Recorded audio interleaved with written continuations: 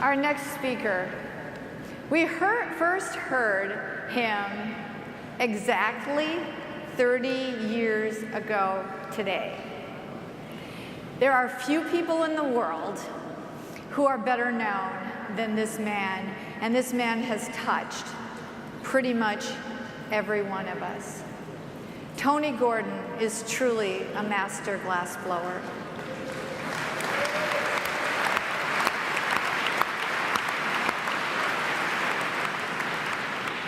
A 36-year member of Mdrt, Tony has 35 top-of-the-table qualifications.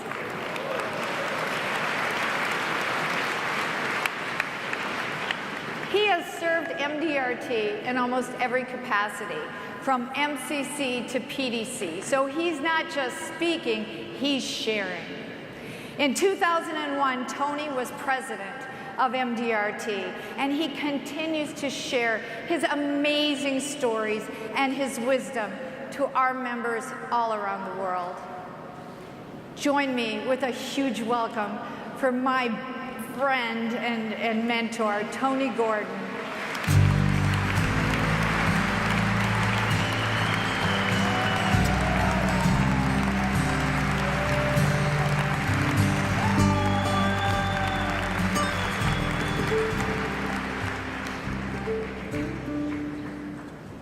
There's no such word as can't.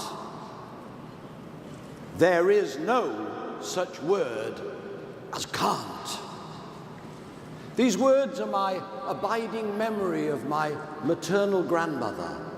She was large and cuddlesome, an ever-present feature in my childhood. Tidy your room, my mother would say. I can't. Do your homework. I can't. And from the armchair in the corner would come, there's no such word as can't. When, at age 22, I found myself in this, our business of amazing opportunity, I thought I can do this job. As prospects number 1 and 2 didn't buy, and 3, 4, and 5, and 10, 15, and 20, I hope I can do this job. And 25, 30, 35, 40, still no sale. Maybe I can't do this. My grandmother's words would ring in my mind. There's no such word as can't. God bless prospect number 43. That other great Englishman, Winston Churchill, liked to say, difficulties mastered are opportunities won. Wasn't it a great introduction?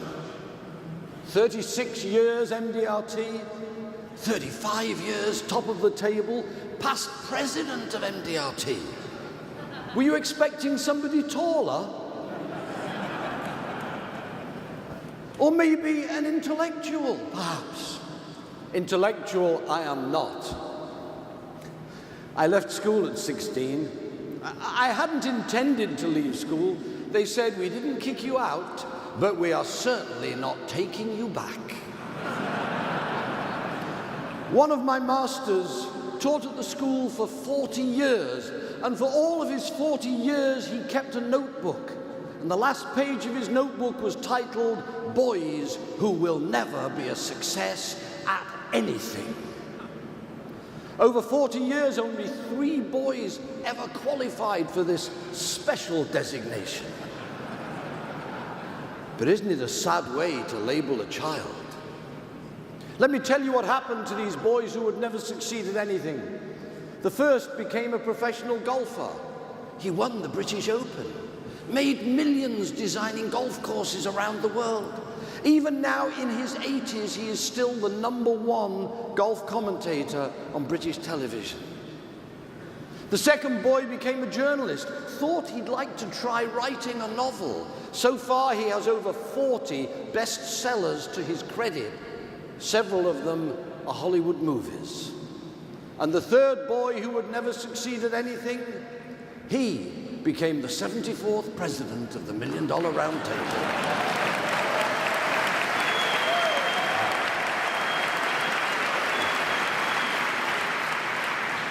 Is there a moral to this? We must never let others sit in judgment on our potential.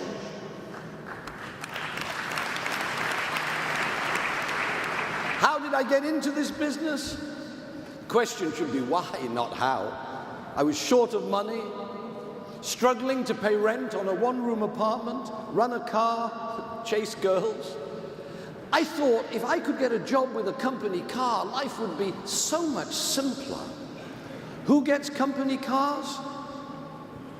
Salespeople, of course.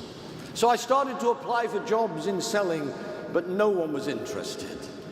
Except for this nice man who said he'd give me the opportunity to sell life insurance. Company car, not even a wage. My family thought I was crazy. I said, I'm going to be a financial advisor. You mean you're going to sell life insurance, was the reply. My problem in those early years was simple. I had no real goals. I'd tell my manager every month how many sales I wanted to make, but it was to keep him happy.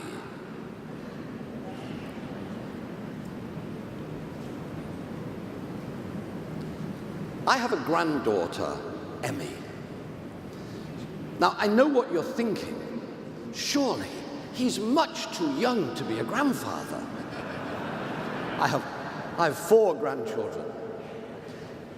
In my country, at the end of the school year, every school has a sports day where all the kids run races against each other. I went to Emmy's first school sports day when she was 4 years old. Picture this, teacher surrounded by beautiful 4-year-old girls. The one on the left is mine. Beautiful 4-year-old girls, about 25 yards over here, 2 older pupils holding a tape across what is obviously the running track, and all the proud mums and dads, grandmas and papas, all in a line, waiting to cheer for our own. And the teacher says to the children, when I say go, I want you to run as fast as you can. Are you ready? Are you set? Go! And they scattered in every direction. Why? They didn't have a goal. Our goals give us direction. Think of the GPS or the sat-nav in the car. What does it ask? City, street, house number, zip code. Only with a clearly defined destination can we plan our route. And if we don't know where we want to go, we might end up somewhere we might not like being. With the destination, we can plan the route. Where do I want to be at the end of the year? At the end of each month? The end of each week? And if we have the courage, at the end of each day? Setting daily goals gives us a sense of urgency to do now, today, what needs to be done today. It's what we do each day that will determine our failure or our success in this business. Failure and success is something we practice on a daily basis. Now, it takes courage to set daily goals. It's much easier to have a goal for the year. If we have a goal for the year, we only face failure once a year, don't we? It's the 31st of December. If I can just remember where I put the piece of paper with my goal written on, I'll know whether I've succeeded or failed this year. Set a daily goal. We have to go home at the end of every day, face ourselves in the mirror and answer the question, did I succeed or did I fail today? It takes courage. But I will give you a guarantee. Those who have the courage to set daily goals will always, always be more successful than those who don't. How about this for a goal? Make 1 more appointment each week. That's all. 1 more appointment each week. It's 50 for the year. 40 of them will be there. The closing average in this room is at least 1 in 4. so 10 of them will buy. If the average commission is, say, $1,000, it's an extra $10,000 of income from one more appointment each week. Picture this. When we go home from this meeting and our much beloved says, "Did you get any good ideas at the meeting?" we can say, darling, one of the speakers said if I make one more appointment each week, you can have an extra $10,000 to spend this year. What do you think, darling? And what do you think your darling will say?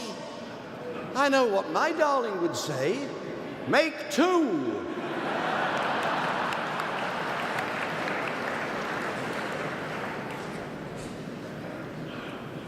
Where should our prospects come from? Referrals, of course.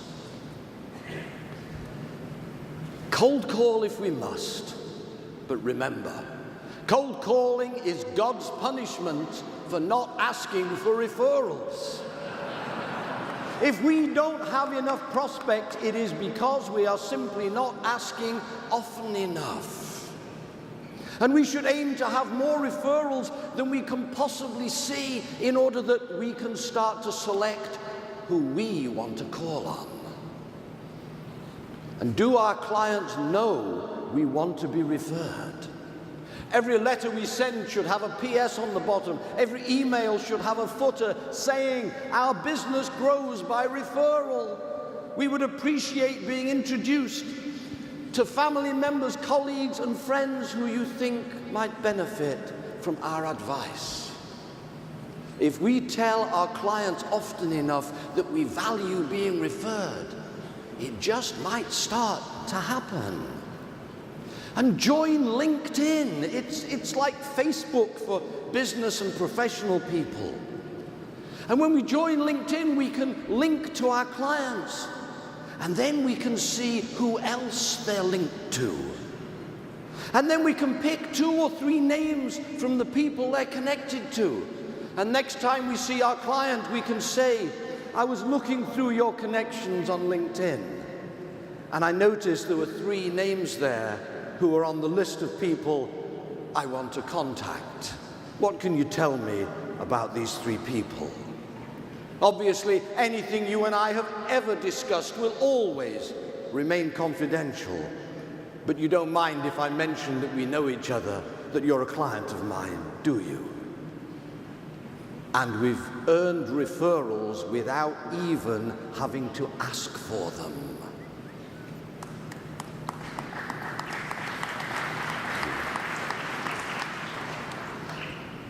We succeed for many reasons in this business, but we only fail to reach our goals for one: lack of discipline. Our success does not come by closing easy sales. Our success comes when we lose hard-fought ones and have the courage, the discipline to come back and try again. Excellence. Excellence is just doing the ordinary, but doing it extraordinarily well. You see, there are no extraordinary people in our business, but there are some ordinary people who discipline themselves to achieve extraordinary results. Millionaires are not queuing up to get into our business, but some of the people who come into our business discipline themselves and become millionaires. And here's a discipline for us to try. Never go home on a negative. On those days when everything goes wrong, go back to the office, make calls until somebody says yes to an appointment. We should try to end every day with a positive result.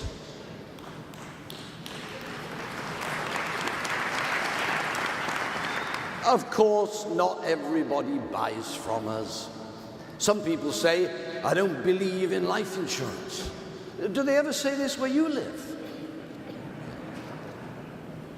We should tell them, you don't have to believe in life insurance. It's not a religion. Life insurance is just risk management. It passes the risk from families and businesses who cannot afford it to institutions who can afford it. I'd tell a client, at your age, out of every 1,000 people, 10 of you will die this year. And the insurance company does not care if you are one of the 10, because 990 are still paying the premiums. They've only lost 1%. But without the insurance, the loss of you to your family is 100%. It's just risk management. Let's pass the risk from your family who cannot afford it to the insurance company who can.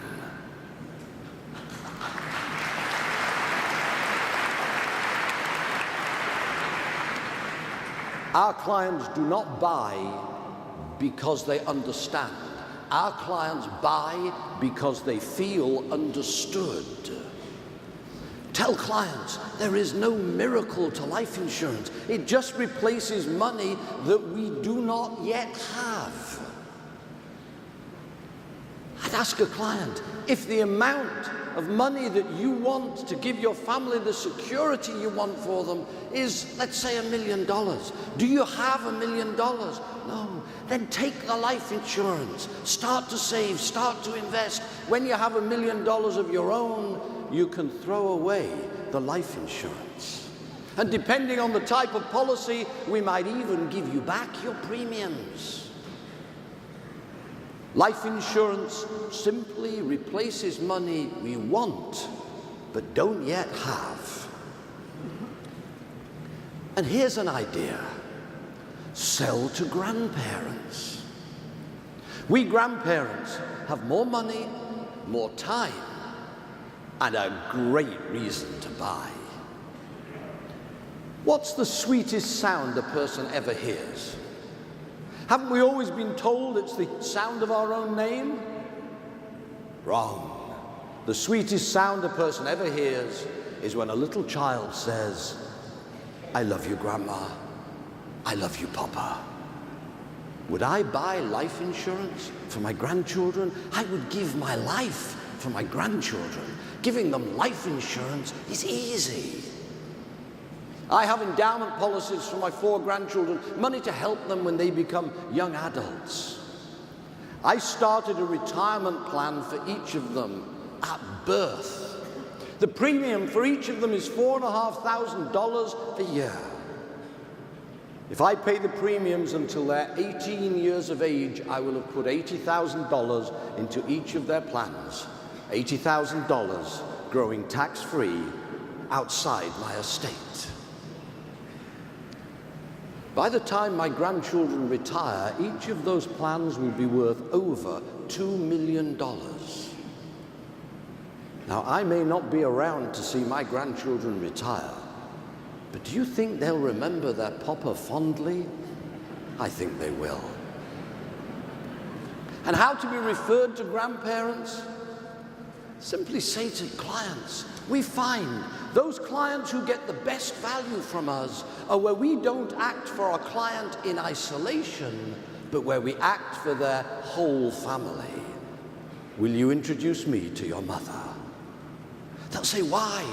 We can invariably get a higher return for our older clients, and usually with less tax. If we get a better return for your mother, then she'll have a better standard of living. If ever she needs care, she'll be less likely to have to call on you for help. And when her time does come, there'll be more for you and your family to inherit. Will you introduce me to your mum? I shared this idea with another Mdrt member. Within 30 days, he'd earned over $80,000 just doing business with the mothers of his clients. And for older clients, we find those clients who get the best value from us are where we don't act for the client in isolation, but where we act for the whole family. Will you introduce me to your children? And we've accessed the next generation. And do we believe in the value we bring to our clients? For no one will ever place a higher value on us than we place upon ourselves. It was 1984, my 15th year in the business, before I truly appreciated the value of what we do. I was successful by then. I'd made top of the table half a dozen times. I'd settled a handful of claims. But one incident cemented my belief. Back in 1973, my 4th year in the business, I'd made a large sale to a very difficult prospect. The sale was made by using 4 little words, they're magic words. If we want to make bigger sales, learn these words. What do you want? If we want our closing average to improve, understand the power of the question. What do you want? What do you want as income for your family in the event of your untimely death? What do you want as income for yourself when you no longer want to or may no longer be able to work anymore? Voltaire said, "Judge a man by his questions rather than by his answers." What question could be more powerful than one which gets through to the deepest motivation of an individual? What do you want? When we know what a prospect wants, it repositions us. Tell a prospect what they need, we are selling to them. Find out what they want, we are helping them to buy. It's a tiny, subtle difference, worth millions. Why? Because what our prospects want for themselves and their families will always be so much greater than just their needs. I'll prove it to you. If God forbid I don't make it home from this meeting, my family do not need the homes we own, they don't need the cars we drive, but I would want them to be able to live in the world I created. When my younger daughter left home, I said to Eve, my wife, I said, "Darling, we don't need this big house anymore. Let's downsize to something smaller." And she said, "We may not need this house anymore, but this is where I want to live." She also said, "It's okay, you can move if you want to, but I'm staying." There are